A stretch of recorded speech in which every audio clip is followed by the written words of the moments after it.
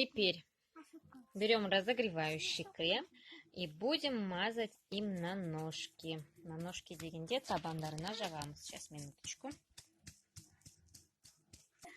Вот такой слой берем и будем мазать на ножку. Получается, будем размазывать. Это чтобы ночью ребенок не кашлял. Потому что когда кашель мучает, а неплохо стома хазашит, то будет плохо спать. А так, когда мы мажем разогревающим, мы не кашляем ночью. Вот так вот можно мазать.